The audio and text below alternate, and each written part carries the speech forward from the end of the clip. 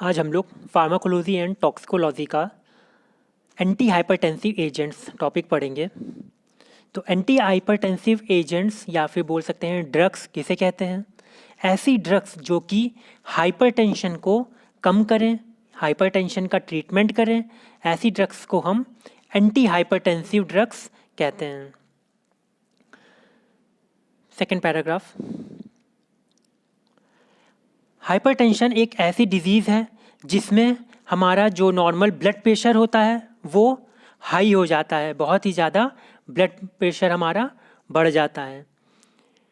और इस कंडीशन को और भी बोल सकते हैं कि सिस्टोलिक और डायस्टोलिक ब्लड प्रेशर भी हमारा बढ़ता है। सिस्टोलिक ब्लड प्रेशर और डायस्टोलिक ब्लड प्रेशर क्या होता है? जब हमारा हार्ट कॉन्स्ट्रिक्ट होता है, ऐसी कंडीशन को हम सिस्टोल कहते हैं। और इस टाइम पर जो हमारे जो ब्लड वेसल्स होती हैं उन पर जो लगाया गया प्रेशर होता है उस प्रेशर को बोलते हैं सिस्टोलिक ब्लड प्रेशर। साथ ही साथ डायस्टोलिक का मतलब जिस टाइम हमारा हार्ट रिलैक्स पोजीशन पर होता है उसे हम डायस्टोल बोलते हैं। इस टाइम पर लगाया गया प्रेशर को हम लोग डायस्टोलिक ब्लड प्रेशर कहते हैं। तो हाइपरटेंशन के केस में हमारा जो सिस्टोलिक ब्लड प्रेशर है और जो डायस्टोलिक ब्लड प्रेशर है ये दोनों के दोनों बढ़ जाते हैं। हाइपरटेंशन को फर्दर क्लासिफाइड किया गया है, दो टाइप होते हैं, प्राइमरी और सेकेंडरी। फर्स्ट है प्राइमरी, इसको इसेंशियल भी बोलते हैं। इस टाइप के हाइपरटेंशन का जो मेन जो कारण होता है वो एग्जैक्ट नहीं पता रहता है। कुछ कारण जैसे कि जेनेटिक डिसऑर्डर्स के कारण या फिर ओबेसिटी यानी कि मोटापे के कारण या फिर स्मोकिंग के कारण ये प्राइमरी और इसेंशियल हाइपरटेंशन होता है। सेकंड है सेकेंडरी हाइपरटेंशन। सेकेंडरी हाइपरटेंशन का कारण मेनली तीन कारण हैं इसके। पहला है रीनल डिसऑर्डर। रीनल हमारे किडनी से रिलेटेड है, किडनी सिस्टम से रिलेटेड है। किडनी हमारा वाटर का एक्सक्रीशन करता है, जो हमारे जो वेस्ट मटेरियल होते हैं उनका एक्सक्रीशन करता है। उस वेस्ट मटेरियल में सोडियम भी है, क्योंकि हमारी बॉडी में अगर सोडियम की मात्रा ज़्यादा हो जाती है तो सोडियम वाटर रिटेंशन करता है, वाटर को अपनी तरफ खींचता है, जिसके कारण जो ब्लड वेसल्स का जो वॉल्यूम होता है वो बढ़ जाता है। ब्लड वेसल्स की वॉल्यूम बढ़ने के कारण भी हाइपरटेंशन होता है। तो पहला कॉज हो गया रीनल डिसऑर्डर। सेकंड है एंडोक्राइन डिसऑर्डर। एंडोक्राइन डिसऑर्डर में फर्दर इसको दो टाइप में डिवाइड किया गया, एड्रिनल ग्लैंड ट्यूमर।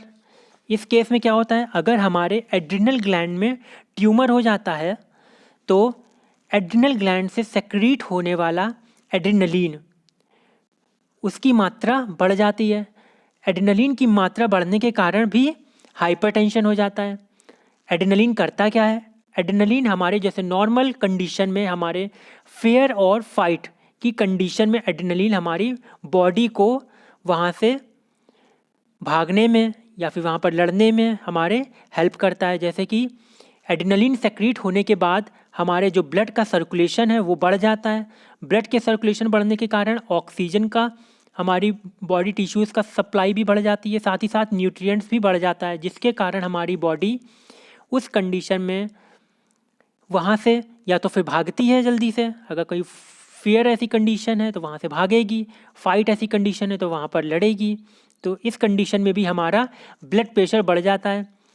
लेकिन इसमें क्या है, एड्रिनल ग्लैंड ट्यूमर में इस कंडीशन में क्या है, ट्यूमर होने के कारण हमारी एड्रिनलिन ग्लैंड से एड्रिनलिन प्रॉपर सेक्रीट होती रहती है, जिसके कारण भी हाइपरटेंशन हो जाता है। एंडोक्राइन डिसऑर्डर का सेकंड है थायराइड प्रॉब्लम। थायराइड हमारे मेटाबॉलिक रेट को कंट्रोल करता है। अगर हाइपरथायराइडिज्म हो जाता है यानी कि मेटाबॉलिक रेट जब बढ़ जाता है, जिसके कारण भी कैल्शियम का रिटेंशन बढ़ जाता है। कैल्शियम के रिटेंशन होने के कारण, कैल्शियम की क्वांटिटी बढ़ने के कारण भी हाइपरटेंशन हो जाता है। थर्ड है वेस्कुलर लीजन्स। वेस्कुलर लीजन्स में है कोआर्क्टेशन ऑफ एओर्टा। कोआर्क्टेशन ऑफ एओर्टा में क्या होता है, जो हमारा एओर्टा है उस पर उसकी जो वॉल्स हैं वो कॉन्स्ट्रिक्ट हो जाती हैं। कॉन्स्ट्रिक्ट होने के कारण भी ब्लड प्रेशर बढ़ जाता है। Cardiovascular risk factor. किन किन रिस्क के कारण हाइपरटेंशन कॉज होता है, जिसमें सबसे पहला है एज। एज में भी जैसे मेन और वुमेन में कंपैरिजन करने पर मेंस में हाइपरटेंशन की केसेस ज़्यादा होते हैं compare to women. Second point, family history. कुछ फैमिली हिस्ट्री के कारण भी हाइपरटेंशन ज़्यादा होता है, जैसे कि अगर किसी फैमिली में बैकग्राउंड में किसी को हाइपरटेंशन की प्रॉब्लम है, हाई ब्लड प्रेशर की प्रॉब्लम है, तो उसके जो जो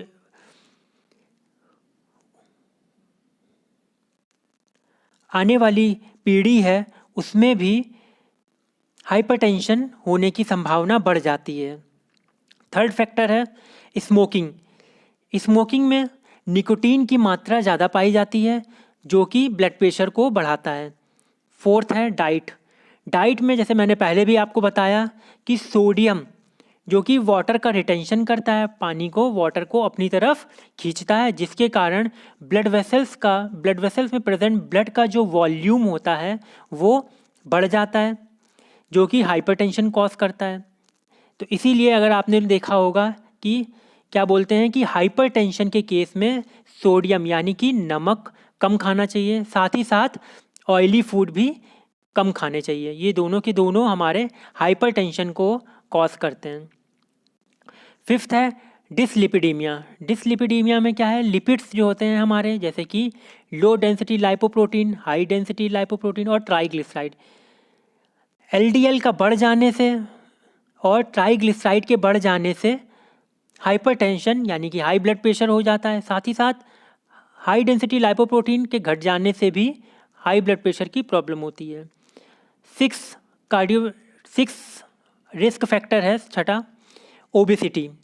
मोटापे में भी अधिकतर ये देखा गया है कि जो मोटे लोग होते हैं उनमें हाइपरटेंशन की केस ज़्यादा होते हैं। Blood pressure classification. Blood pressure को मेनली 4 टाइप में डिवाइड किया गया है। इसकी जो रीडिंग्स रहती हैं उनको मेनली 4 कैटेगरी में डिवाइड किया गया है। सिस्टोलिक मैंने पहले भी जैसे आपको बताया कि सिस्टोलिक एक ऐसी कंडीशन है जिसमें हार्ट कॉन्स्ट्रिक्ट हो जाता है, और डायस्टोलिक ऐसी कंडीशन है जिसमें हमारा हार्ट रिलैक्स पोजीशन में होता है। तो नॉर्मल कंडीशन में जो हमारा ब्लड प्रेशर होता है, नॉर्मल ब्लड प्रेशर होता है, वो सिस्टोलिक 120 होता है और डायस्टोलिक 80 होता है। इसको हम लोग 120/80 mmHg लिखते हैं। सेकेंड है प्री हाइपरटेंशन। प्री हाइपरटेंशन के केस में हमारा जो सिस्टोलिक ब्लड प्रेशर होता है वो 120 से 139 सिस्टोलिक और डायस्टोलिक 80 से 89 mmHg होता है। थर्ड है hypertension stage first. Hypertension stage first में हमारा सिस्टोलिक ब्लड प्रेशर 140 से 159 और डायस्टोलिक 90 से 99 के बीच में होता है। इसको भी हम लोग 140/90 या फिर जो भी इसके बीच में जो रेंज रहती है वो हम लोग इसी तरह से ही लिखते हैं, या 159/99 इस टाइप से लिखते हैं। फोर्थ है हाइपरटेंशन स्टेज 2। हाइपरटेंशन स्टेज 2 में हमारा जो ब्लड प्रेशर है वो सिस्टोलिक कंडीशन में 160 के बराबर या उससे ज़्यादा होता है, साथ ही साथ डायस्टोलिक की कंडीशन में 100 और 100 से अबव रहता है।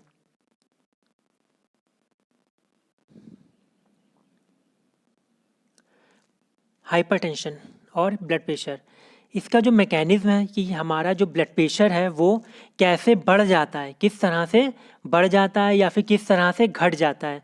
पहले हमको ये पता होना चाहिए कि पहले हमारा ब्लड प्रेशर कैसे बढ़ रहा है ना। उसके बाद ही हम लोग उसके ड्रग्स जो हैं उनके बारे में भी हम लोग जान सकते हैं कि कैसे वो ड्रग्स उस हाइपरटेंशन को कम करती हैं। तो पहले हम लोग ये जान लेते हैं कि हमारा ब्लड प्रेशर कैसे बढ़ता है। तो हमारे ब्लड प्रेशर बढ़ने के पीछे मैकेनिज्म जो है वो 2 टाइप के हैं मेनली। जो पहला मैकेनिज्म है उसमें बैरो रिसेप्टर है, और दूसरा है जो कि मेन है रेनिन एंजियोटेंसिन एल्डोस्टेरोन। ये 2 टाइप के मैकेनिज्म हैं। इसमें पहला है बैरो रिसेप्टर। बैरो रिसेप्टर्स ऐसे रिसेप्टर्स होते हैं जो कि हमारे जो ब्लड वेसल्स होती हैं उन पर प्रेजेंट रहते हैं। ये एक टाइप के मैकेनो रिसेप्टर्स भी होते हैं।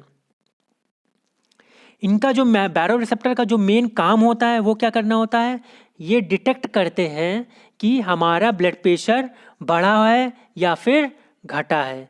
इन दोनों ही कंडीशन में, बढ़े हुए कंडीशन में भी और घटे हुए कंडीशन में ही, इन दोनों ही कंडीशन में ये जो बैरो रिसेप्टर्स हैं ये मैसेज कलेक्ट करते हैं, डिटेक्ट करते हैं कि बढ़ा हुआ है कि घटा हुआ है। साथ ही साथ ये मैसेज आगे सेंड करते हैं हमारे सेंट्रल नर्वस सिस्टम को।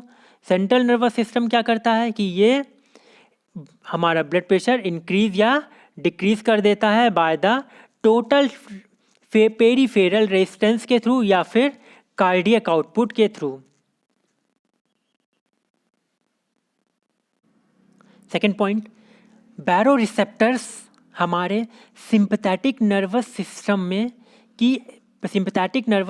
की एक्टिविटी में चेंजेस करते हैं।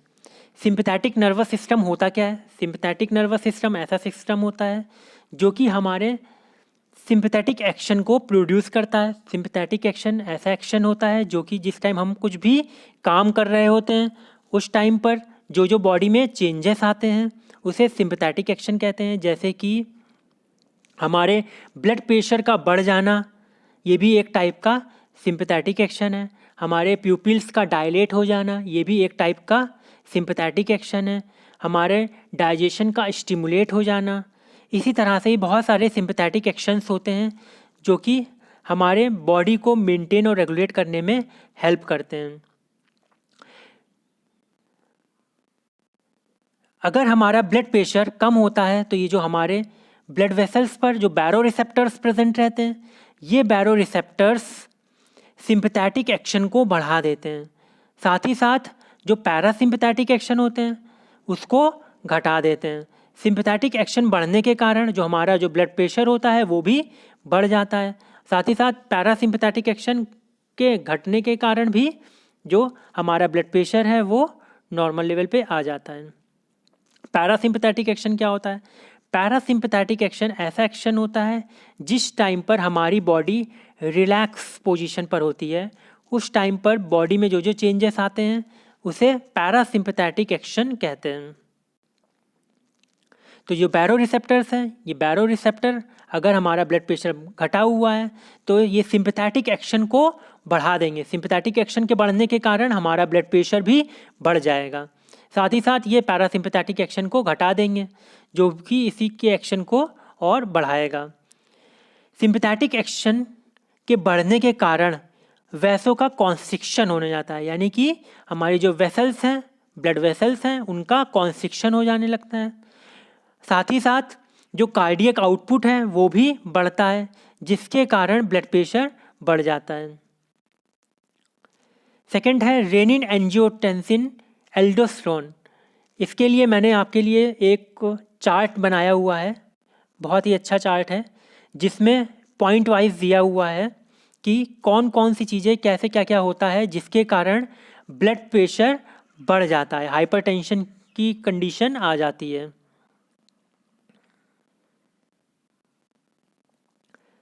तो ये जो आप लोग डायग्राम देख रहे हैं इसमें जो मेन हेडिंग है वही पहले हम लोग समझ लेते हैं कि क्या है।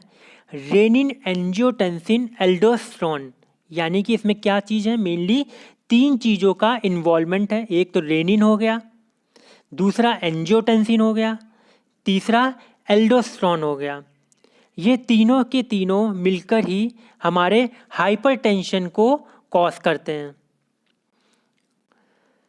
रेनिन क्या करता है? रेनिन हमारे जो किडनी होती हैं, किडनी से हमारे रेनिन का सेक्रीशन होता है। एंजियोटेंसिन का सेक्रीशन कहाँ से होता है? एंजियोटेंसिन का सेक्रीशन हमारे लीवर से होता है। तो आप बीच में देख रहे हैं कि लीवर से एंजियोटेंसिन का सेक्रीशन हुआ और लीवर से हमारे एंजियोटेंसिनोजन का सेक्रीशन हुआ।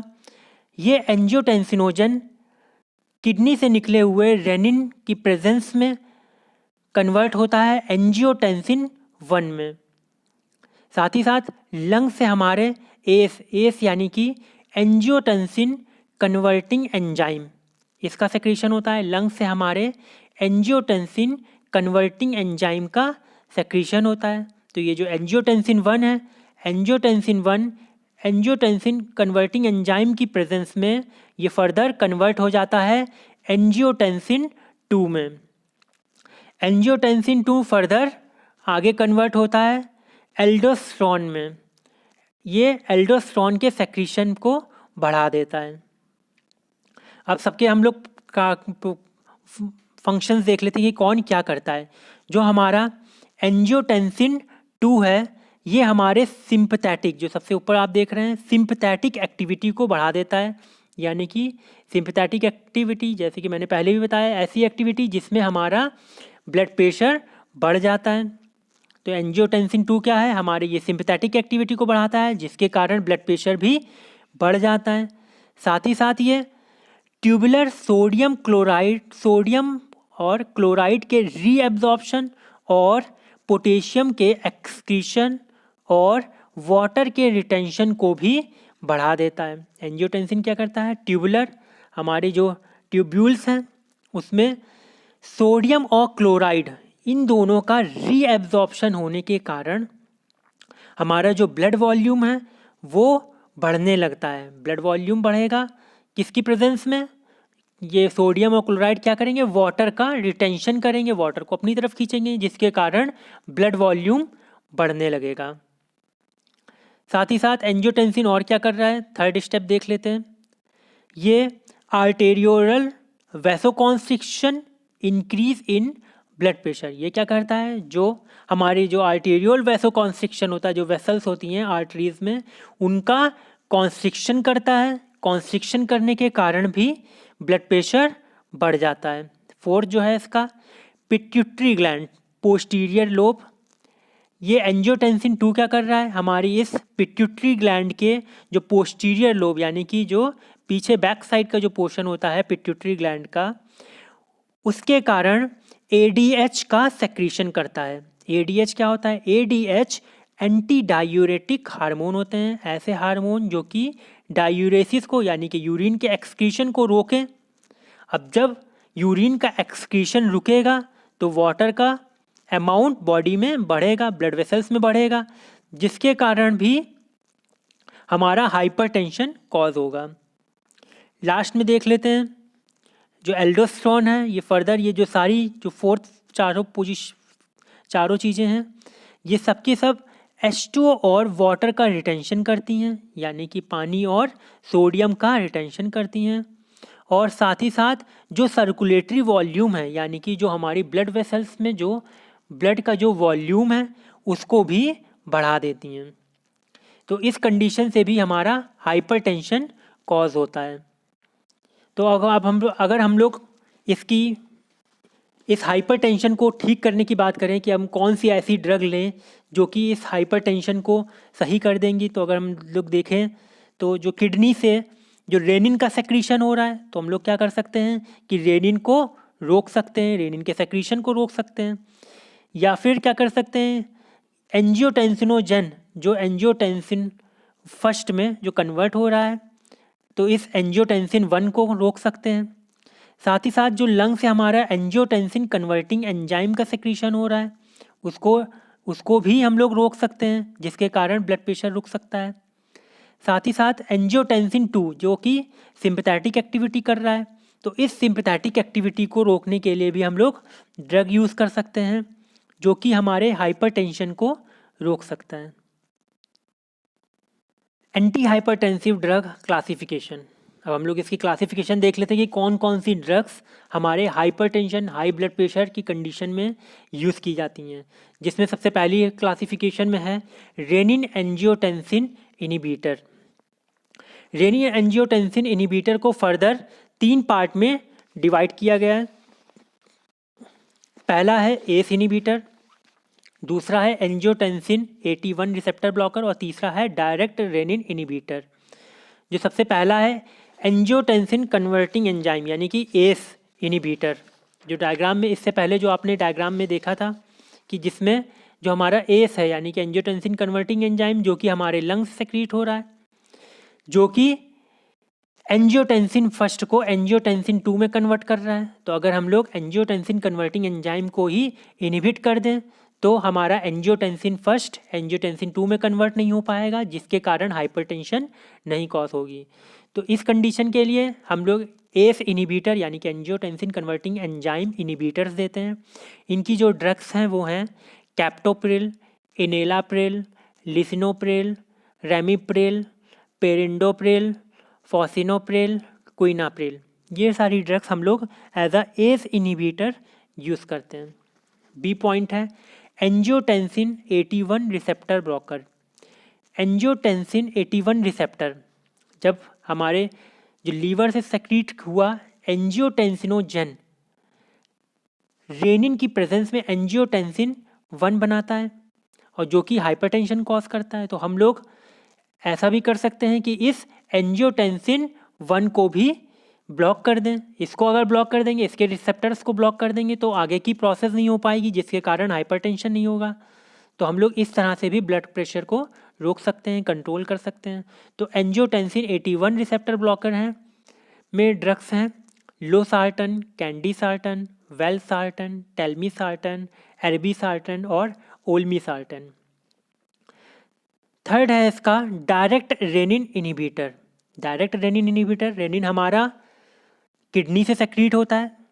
अगर हम रेनिन को ही इनिबिट कर देंगे तो रेनिन के इनिबिट होने के कारण एंजियोटेंसिनोजन एंजियोटेंसिन फर्स्ट में कन्वर्ट नहीं हो पाएगा। तो इस तरह से भी आगे की प्रोसेस रुक जाएगी और हाइपरटेंशन नहीं होगा। तो हम लोग डायरेक्ट रेनिन इनिबिटर में एलिस्काइरेन देते हैं। इसकी जो सेकंड क्लास है ड्रग क्लासिफिकेशन में डाईयूरेटिक। डाईयूरेटिक्स क्या होती हैं? डाईयूरेटिक्स आपने पहले भी पढ़ा है कि डाईयूरेटिक्स ऐसी ड्रग्स होती हैं जो कि हमारे यूरिन के एक्सक्रीशन में हेल्प करते हैं, यानी कि यूरिन को एलिमिनेट करती हैं ड्रग्स। आप लोग ने देखा कि जो उसकी जो रेनिन एंजियोटेंसिन एल्डोस्टेरोन की जो सिंथेसिस थी, उस सिंथेसिस के लास्ट प्रोसेस में के बाद जो प्रोसेस हो रहा था उसमें क्या हो रहा था कि वाटर का रिटेंशन हो रहा था, सोडियम का रिटेंशन हो रहा था, सर्कुलेटरी ब्लड वॉल्यूम बढ़ रही थी। इसी तरह से सारी चीज़ें बढ़ रही थी, जो वॉल्यूम बढ़ रही थी। तो अगर हम डायूरेटिक्स देंगे यानी कि यूरिन का एक्सक्रीशन बढ़ा देंगे, तो जब यूरिन का एक्सक्रीशन बढ़ाएंगे तो वाटर का भी एक्सक्रीशन बढ़ जाएगा, साथ ही साथ सोडियम का एक्सक्रीशन भी बढ़ जाएगा, पोटेशियम का एक्सक्रीशन भी बढ़ जाएगा।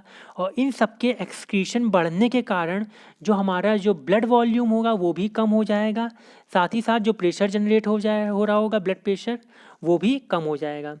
तो हम लोग इसलिए डायूरेटिक ड्रग भी हाइपरटेंशन के केस में यूज़ करते हैं।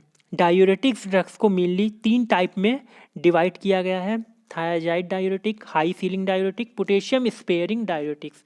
थायाजाइड डायूरेटिक में हम लोग हाइड्रोक्लोरोथायाजाइड, क्लोरथैलिडोन और इंडोपामाइड यूज़ करते हैं। B point high ceiling.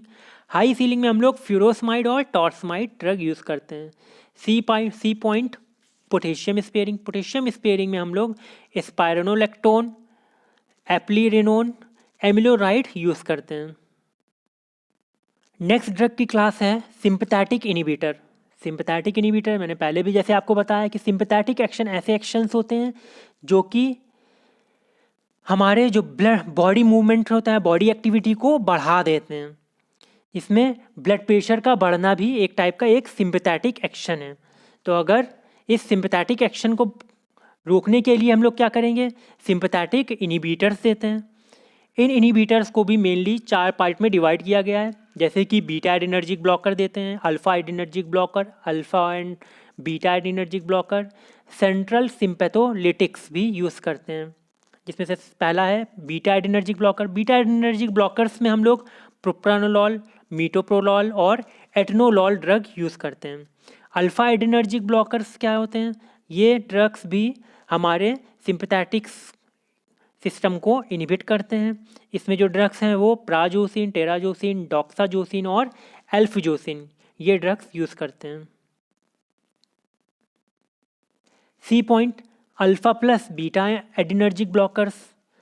Alpha plus beta adrenergic blockers में ड्रग्स जो हैं वो लेबटालॉल, कार्वेडिलॉल ड्रग आती हैं।